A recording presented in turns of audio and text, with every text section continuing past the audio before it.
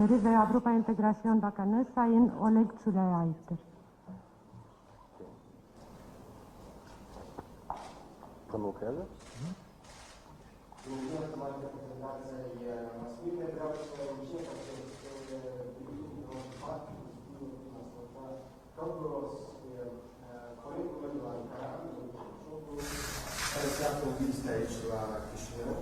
Değerli basın mensupları, toplantımızın başında Ankara'dan gelen sayın meslektaşım Mevlüt Çavuşoğlu'nu saygıyla selamlamak istiyorum.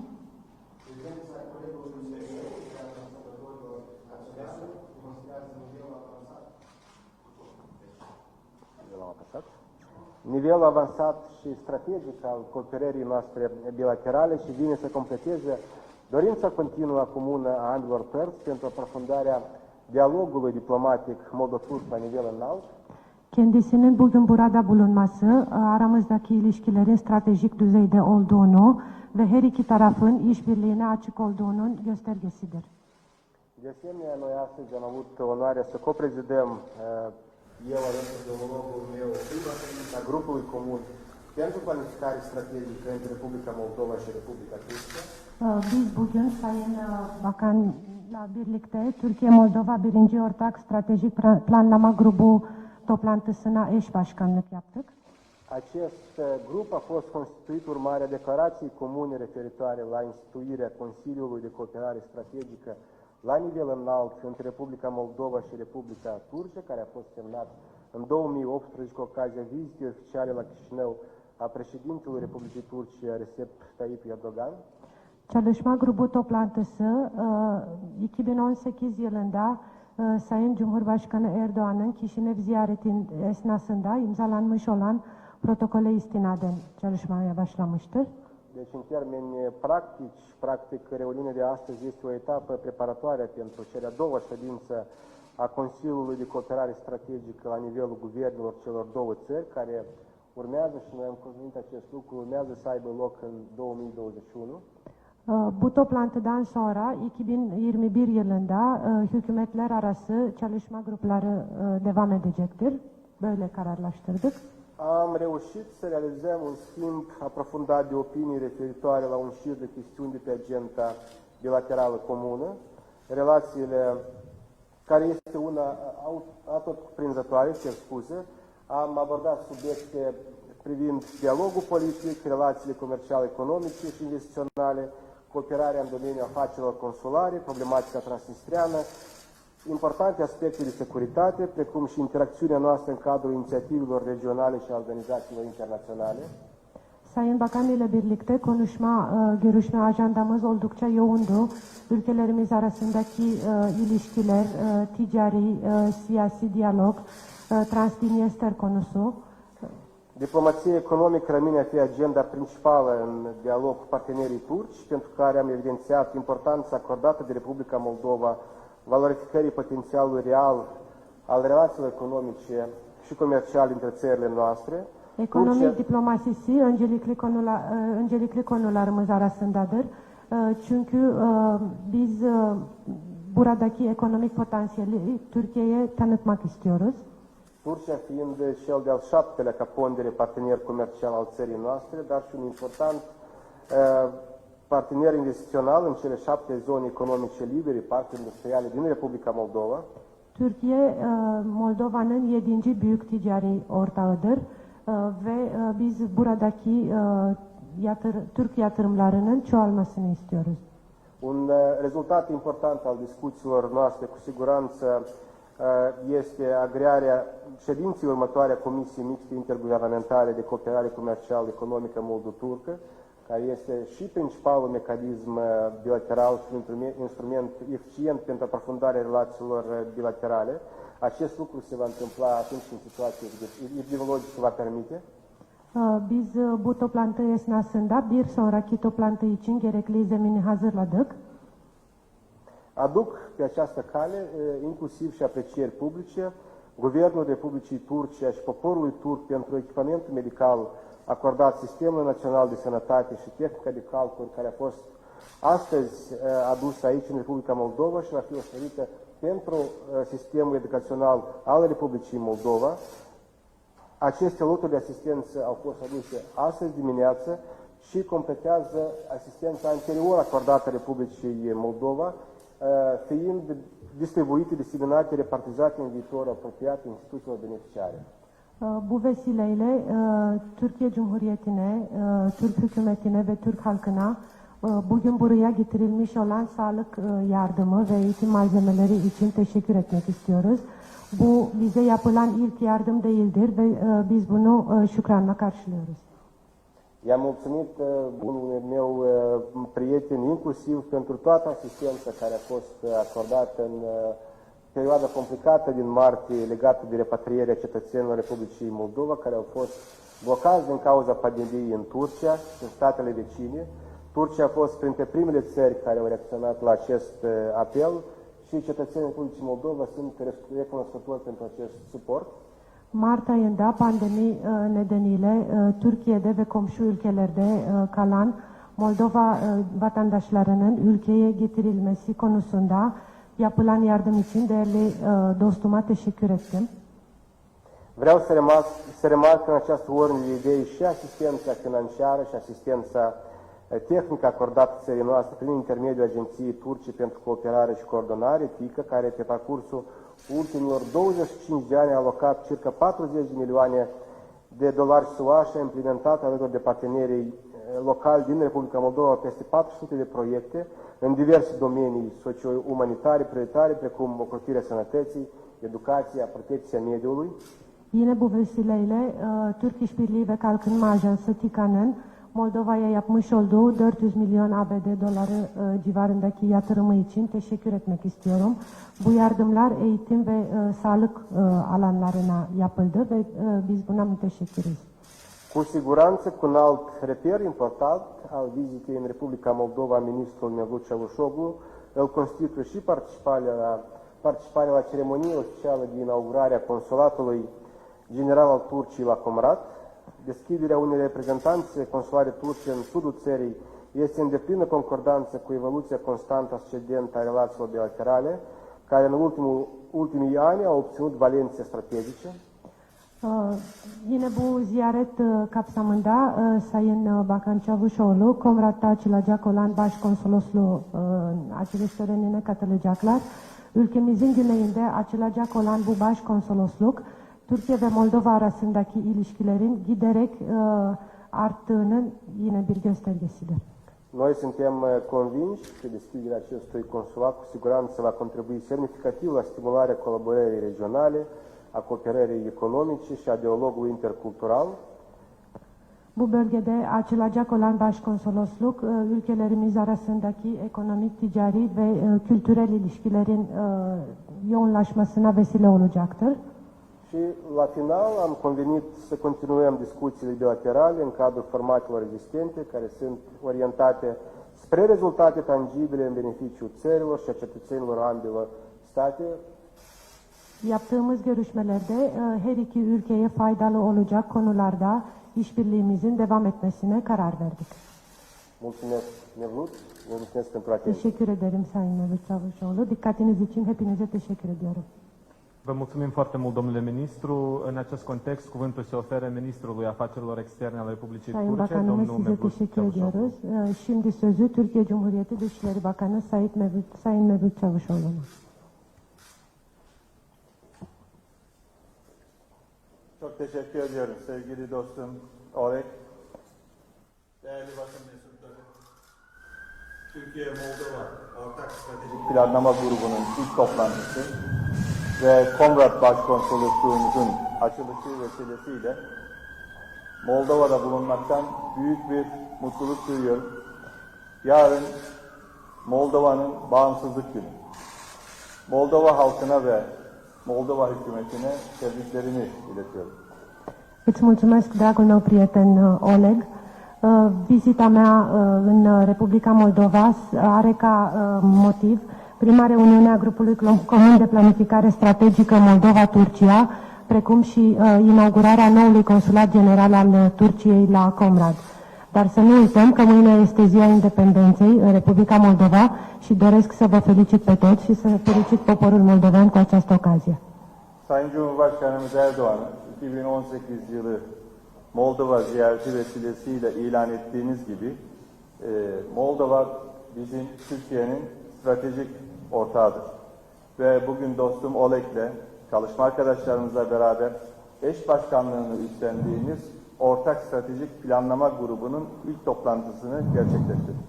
Așa cum ați afirmat și dumneavoastră, în decursul vizitei din anul 2018 în Republica Moldova, președintele nostru, domnul Erdoğan, a specificat faptul că Moldova este un partener strategic al Turciei, motiv pentru care astăzi s-a desfășurat prima reuniune a grupului comun de planificare strategică între țările noastre. Ve bu toplantıda Aralık 2019 tarihinde Türkiye'de, Ankara'da gerçekleştirilen stratejik konsey toplantısının sonuçlarının takibini birlikte yaptık. Ayrıca 2021 yılında Sayın Cumhurbaşkanımızın ziyaretiyle Moldova'da gerçekleştirilecek ikinci stratejik konsey toplantısının hazırlıklarını da yapmış olduk. Întâlnirea de astăzi a urmat unei întâlniri anterioare care a avut loc la Ankara în decembrie 2019 și a pus de asemenea bazele întâlnirii următoare care va avea loc în anul 2021 în contextul vizitei președintelui nostru aici. Ve bugünkü toplantımızda tabii ki ikili ilişkilerimizi tüm boyutlarıyla ele aldık.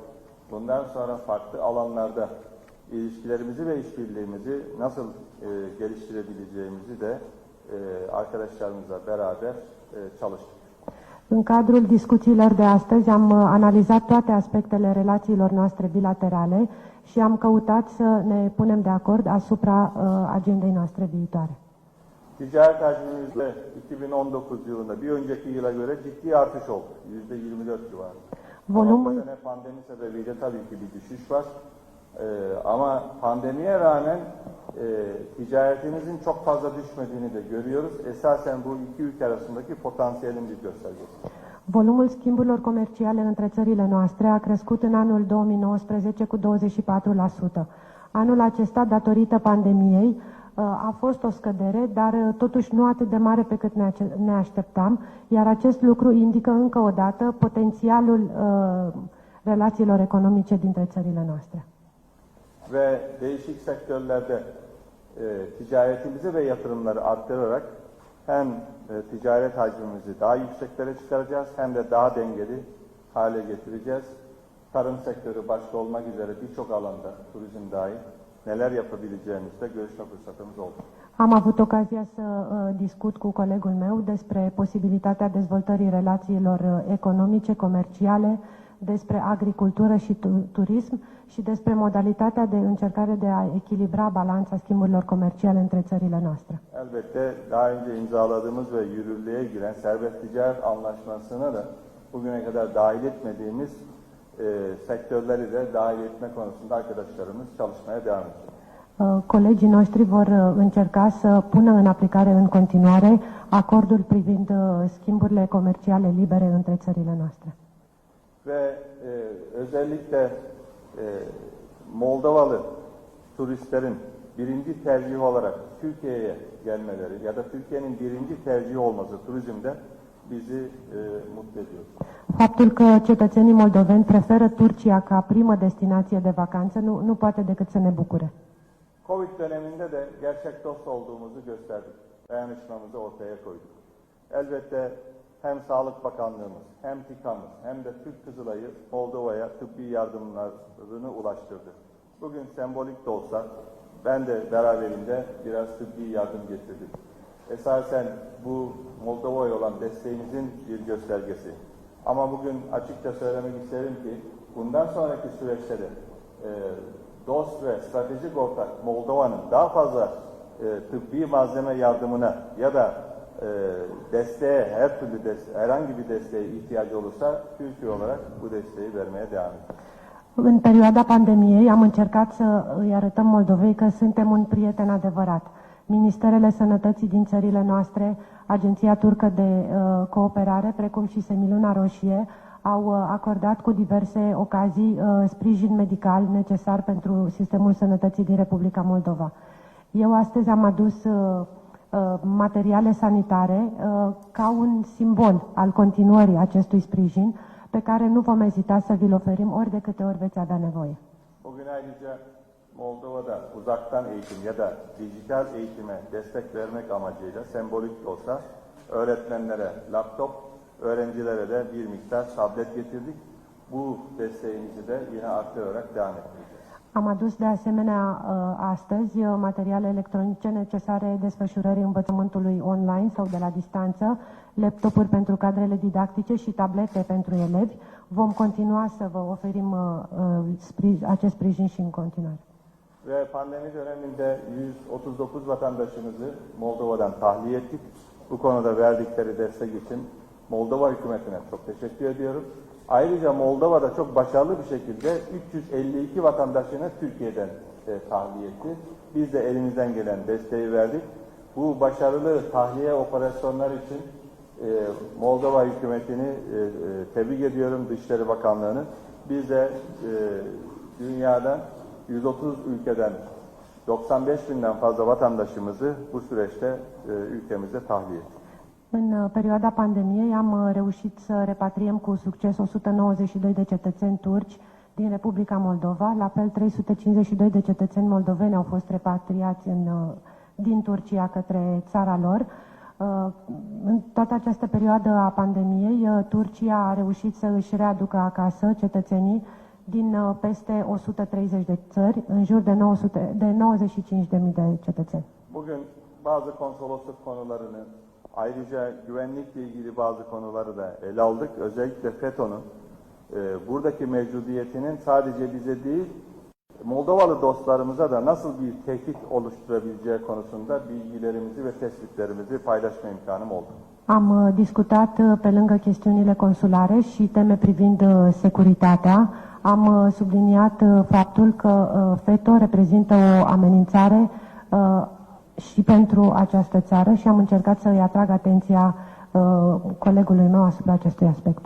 Yarın Komrad'da başkonsolosluğumuzu açacağımızı söyledik ve özellikle dostum Orege'de bu açılış törenine katılacağı için şimdiden çok teşekkür ediyorum. Ayrıca Gagavuz soydaşlarımızın Kişinev makamlarıyla yakın diyalog ve işbirliği içinde olmalarından son derece memnuniyet duyuyoruz. Am afirmat faptul că mâine va fi inaugurat Consulatul General al Turciei la Comrad. Doresc să vă mulțumesc pentru colaborarea strânsă între coetnicii noștri găgăuzi și autoritățile de la Chișinău. Gerek Cumhurbaşkanı Dodon'un gerekse hükümet üyelerinin soydaşlarımıza yönelik kucaklayıcı tutumunu da takdirle karşılıyoruz. Apreciem în mod deosebit atitudinea înțelegătoare a domnului președinte Dodon și a întregului cabinet față de coetnicii noștri găgăuzi. Tabii ki Gagavuz yerinin özel statüsüyle ilgili de çalışma grubunun da başarılı bir şekilde çalışmaya devam ettiğini ve sonuç getirici adımlar attığını görüyoruz. Meclisten geçecek yasalarla da inşallah bu çalışmalar taşlandırılmış olacak. În cadrul reuniunii grupului nostru s-a discutat și despre statutul regiunii Găgăuze și ne dorim ca în cel mai scurt timp, prin legile care vor fi aprobate, să fie consfințit statutul acestei regiuni. Biz Türkiye olarak Transdniester İtilafı'nın da Moldova'nın toprak bütünlüğü temelinde diplomatik yollarla en kısa sürede çözüme kavuşmasını temenni ediyoruz. Turcia dorește ca soluționarea conflictului privind Transnistria să se facă pe calea dialogului diplomatic. Sonuçta Moldova'nın toprak bütünlüğü ve egemenliğinin muhafazası, Moldova'ya bakışımızın değişmez bir temel unsur olduğunu bir kere daha vurgulamak istedim. Respectul față de unitatea teritorială a Republicii Moldova și suveranitatea Republicii Moldova este piatra de temelie a politicii externe turce față de țara dumneavoastră. Bugün Sayın Cumhurbaşkanı ve Başbakan'la da görüşeceğiz. Yarın da Komrad'da olacağız. Bugünkü güzel ve verimli toplantılar için ve nazik davet için dostum Oleg'e bir kere daha teşekkür ediyorum. Astăzi vom avea întâlniri cu președintele Republicii Moldova și cu domnul prim-ministru, iar mâine vom merge la Comrad. Doresc să vă mulțumesc încă o dată pentru fructuoasele întrevederi de astăzi. Excelențele voastre, vă mulțumim, stimați reprezentanți ai mass media, doamnelor, domnilor, cu acestea declarațiile șefilor celor două diplomații s-au încheiat. Vă dorim o zi bună. Sayın Bakanlar, teşekkür ediyoruz. Basın toplantımız sona ermiştir. İyi günler dileriz.